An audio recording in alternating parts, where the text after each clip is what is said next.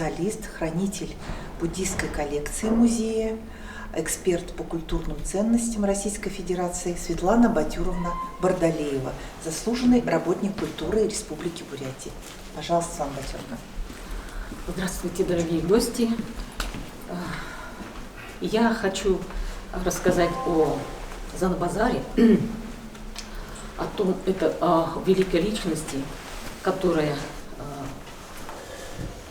много сделала для художественной культуры Монголии, для политики Монголии. Он был великим просветителем, гуманистом и большим политиком, но более он был известен как великий художник, великий скульптор.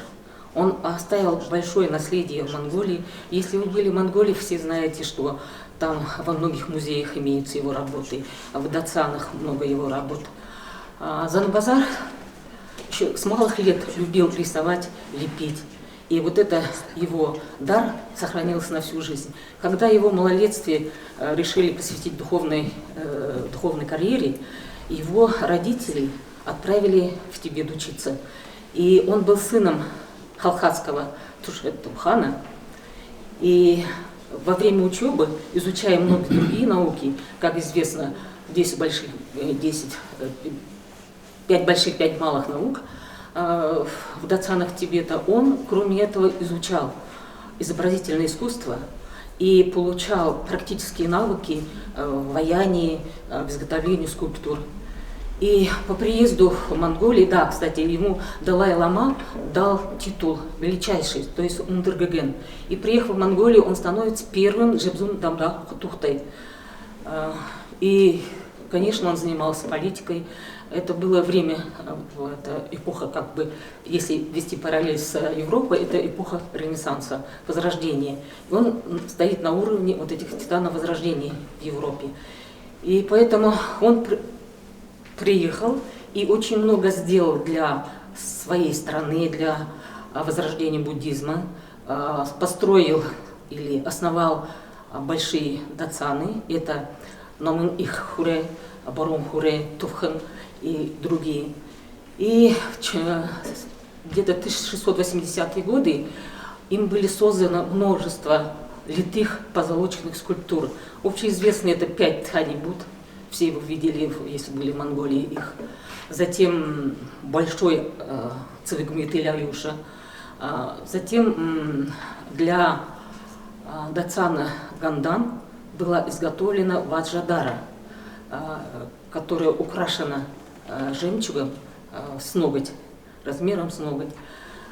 Также Махакала, это вот хранитель Дацана Узунхури. Затем в Эрденидзу имеется его скульптура и так далее. И после него осталось очень много произведений по изобразительному искусству, по литературе, по языкознанию. Вы знаете, что он создал новый алфавит монгольский Сайомба, или квадратное письмо, как общеизвестно. Мы в 2015 году посетили Монголию, участвовали в конференции, посвященной 380-летию Занабазара. И там было очень много, говорилось о его творчестве, о его наследии. И вот мы горды, что в нашей коллекции есть вот такая великолепная скульптура. У нас в музее, кроме вот этой работы Занабазара, авторской работы, как мы считаем, хранятся работы учеников его школы Занабазара, где-то более 20 работ. Это такая мелкая пластика, больших у нас скульптур нет, мелкая пластика. И затем уже идут третья это группа тоже металлической скульптуры, уже позднего периода, это где-то конца 19-го, начала 20 века, это с неясными такими стилистическими особенностями, которые можно сказать, что и монгольские, и там очень много влияния Китая и так далее. Их около 40 работ. Так что вот мы имеем такую большую коллекцию по Монголии. Так, я бы хотела сказать, что признаком Будды называет его речь, то есть тело, речь и ум. Тело, явленное тело или нирмай кая, обычно это все изображения Будды и в живописи, в камне, в металле и так далее, а речь это как бы тексты, а ум или его мысль это ступа. И вот мы видим перед вами вот совершенный идеал человеческого тела. Он очень близко отнесся к древнеиндийским канонам изобразительного искусства, и он как бы возродил в Монголии вот эту чистоту раннего буддийского искусства. Вот тогда была такая идея и концепция красоты человеческого тела. Пропорции, великолепные пропорции человеческого тела, и художник должен был прекрасно знать это, анатомию человека, его тело. И считается, что Будда, то есть скульптура Будды не должна быть плохой. Бывает плохой художник. И художник, чтобы воспроизвести вот такую скульптуру, он должен был медитировать, представить это божество, как его изобразить и видеть перед собой этот образ. И поэтому вот творения Занабазара великолепные по своей пропорциональности. Он великолепно знал, я уже сказала, тело человека, пропорциональные были все его части. И вот эта скульптура, она изготовлена по принципу зеркальной симметрии. То есть по центру, если смотреть, левая сторона полностью как бы повторяет правую сторону. И если мы к нему приглядимся, вот эта пластика божества, его руки, жесты, как он сидит даже вот со спины, когда смотришь, великолепное изображение спины, вот именно пластика человеческого тела, красота этого тела, вот он этого придерживался. И вот характерно для творчества Занабазара, что его божества были одухотворенные, то есть это как бы внутренне содержало, соответствовало внешнему виду. Вот они этими привлекали людей вот своей вот такой, как бы сказать, высокой художественностью.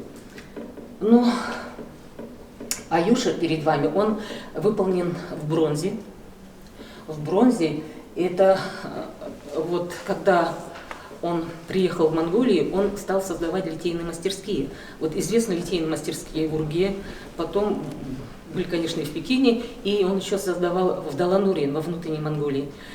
И вот для вот монгольского периода того времени очень характерна эта высокая технология литья. Это вот цельнолитая скульптура, цельнолитая, то есть цельнолитые, они внутри полые.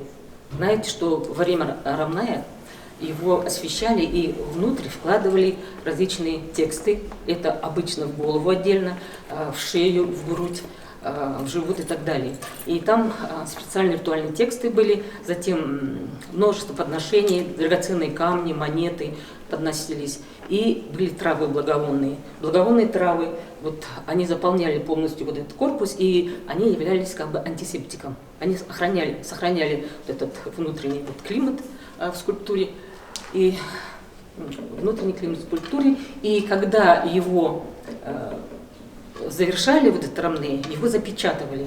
Вот что интересно для монгольской скульптуры, именно Занабазара, там изображается ваджа, это двойной скипетр или перекрещенная ваджа, и сверху золотили. Вот это признак школы Занабазара. Само божество – это божество долголетия, долгой жизни. Это позднее проявление, как бы, проявление Будды Амитабхи, Будды бесконечного света. И он почитается уже так много веков, как Будда долголетия. И каждое божество имеет как бы свое место в пантеоне, свою мудру, свою асану, свои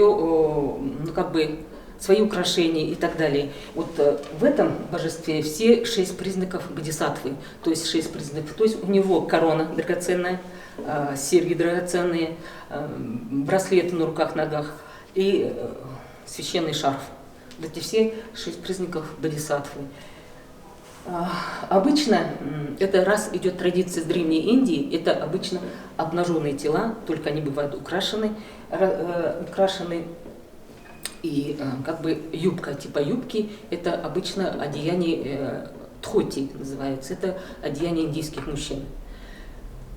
И обычно вот эти Будды восседают, нирванические Будды, они восседают в аджаной позе, то есть со скрещенными ногами в состоянии алмазной концентрации. В руках он держит бумбе или сосуд такой, где обычно бывает амрита, напиток бессмертия, сверху дерево ашика и обычно ленты спущены. Но иногда бывает там как бы связки бус, это как бы пилюли, которые используются во время ритуала долголетия.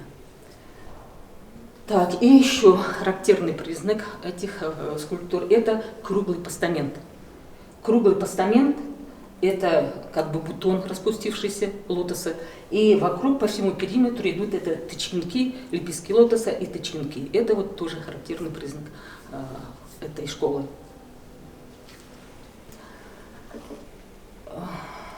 Да, обычно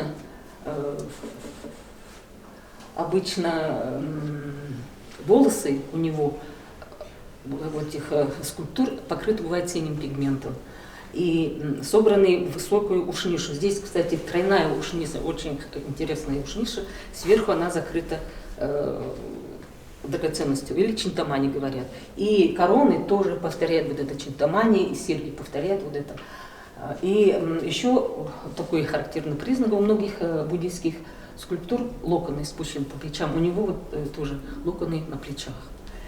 Кроме этого, у него есть медитативный пояс. Вот этот шнур, который проходит под бедрами, как бы держит его в состоянии медитации, чтобы поза не, как сказать, чтобы дольше держалась поза, для усиления, что ли. И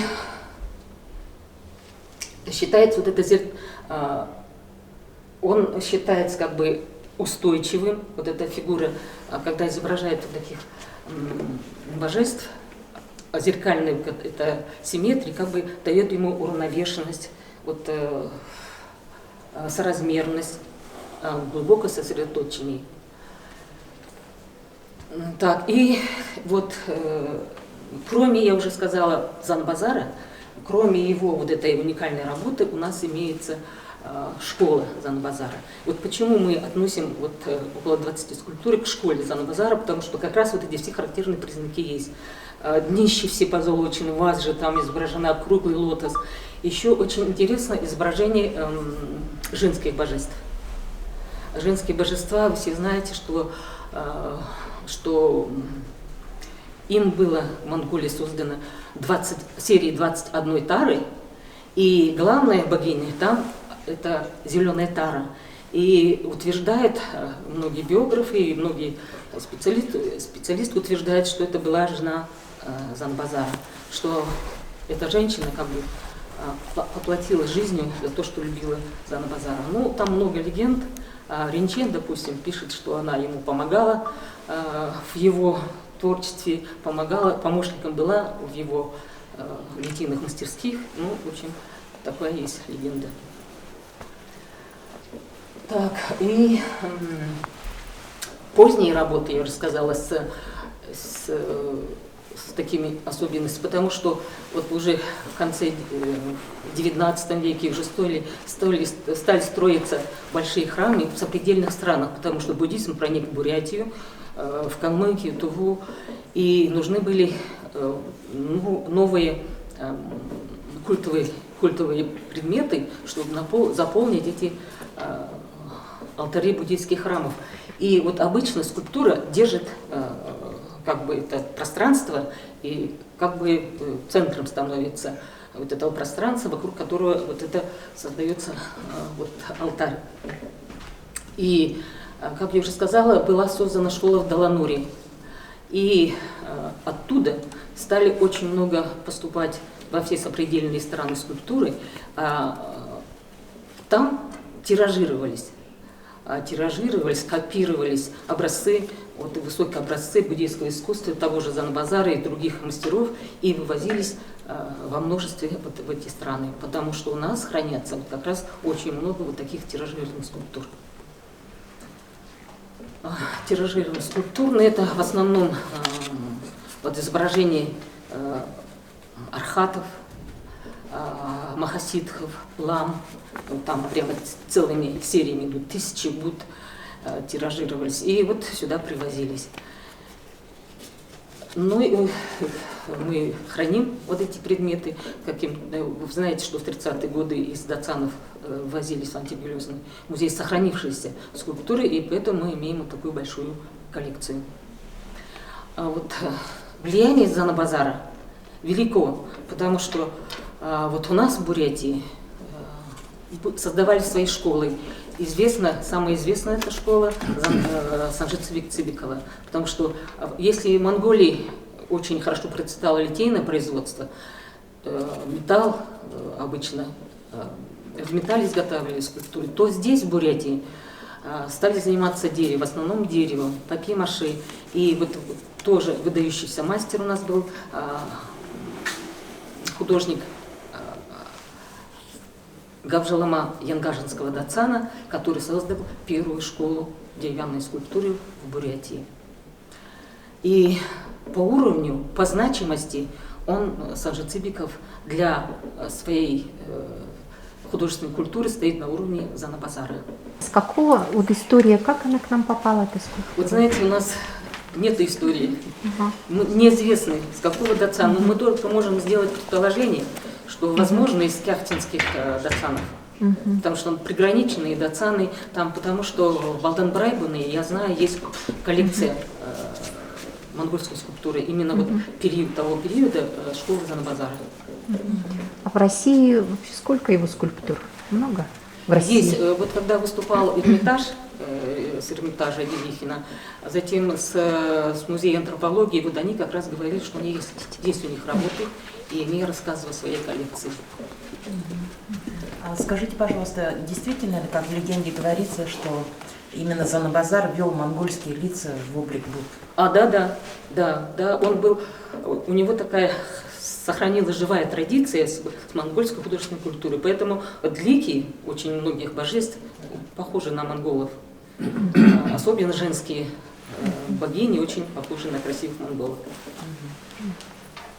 Вы сказали, что Будда цельно летает. Да, цельно летит.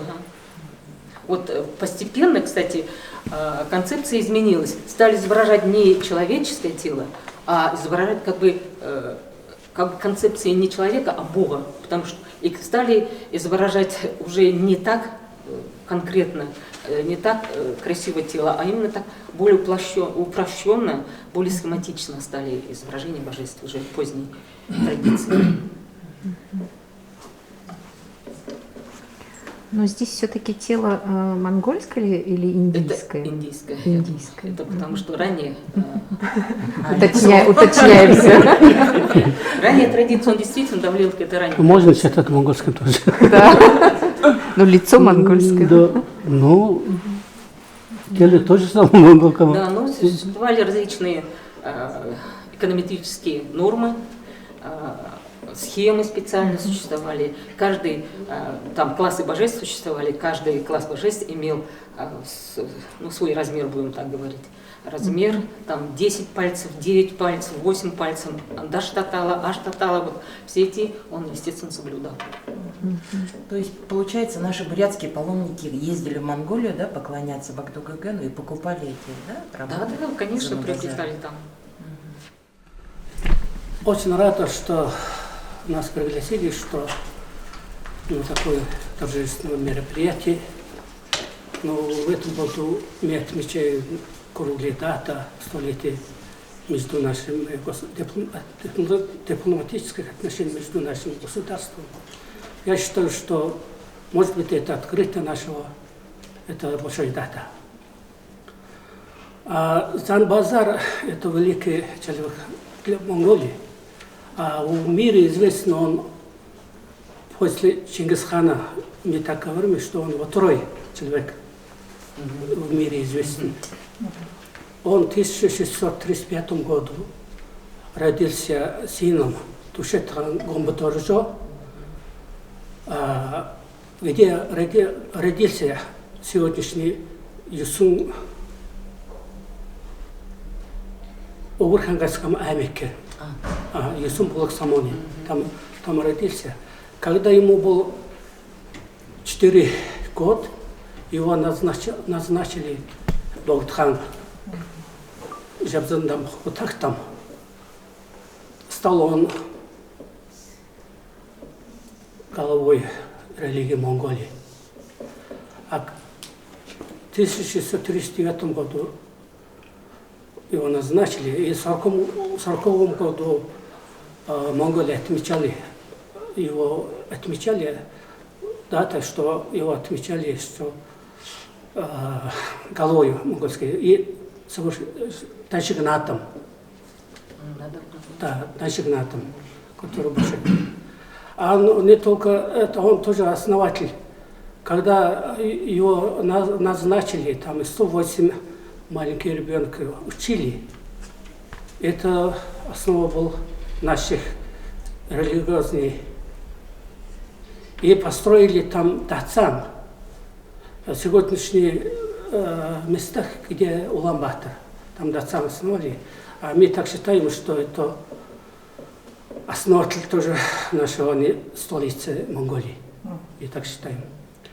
Он такой бог Саган Дарих, Ногон Дарих, и он тоже соображал это свой тель тоже. И все это назвали, это все бога, все это они сделали. Так что был в это время у нас великий человек, так считаем. Спасибо вам. Спасибо. Спасибо большое за прекрасную познавательную информацию, которую мы сегодня услышали. Действительно, у нас этот год особенный в двусторонних отношениях российско-монгольских. Мы отмечаем столетие со дня установления дипломатических отношений. Есть целый план мероприятий совместного празднования этой знаменательной даты, в том числе и от Республики Бурятия. И мы можем действительно сказать, что сегодняшней лекцией мы открыли мероприятие, которое, надеемся, в этом году, несмотря на ковидные ограничения, мы все-таки сможем реализовать. Поэтому большое вам спасибо за информацию познавательную. Большое спасибо нашим монгольским гостям, которые сегодня таким представительным составом пришли и эту лекцию послушали. Большое спасибо Ганху за дополнение, которое вы сегодня сказали. Салима Байтуевна, большое спасибо за ваше участие. Так здорово, что в наших фондах все-таки у нас есть работа великого Занабазара. Вы знаете, вот в Монголии я не так часто бываю, но когда я бываю, я обязательно иду в музей Занабазара и обязательно поклоняюсь Ногон Дарихе. И я считаю, что его скульптуры – это совершенство. Это просто совершенство. И, не знаю, без вот его школы, без вот этого совершенства, наверное, вот, невозможно же себе представить искусство, да, буддийское искусство. И то, что мы обладаем его работой, это большое везение, это большая удача. И наряду с нашими великими бурятскими скульпторами, вот работа этого скульптора, этого великого деятеля, конечно, большого стоит. И вы сегодня сказали, господин Ганху, что он второй человек в Монголии, да, вот по значимости в истории Монголии, да, в истории Монголии. И тем более, вот, зная эту информацию, тем более мы гордимся, что у нас есть такая реликвия.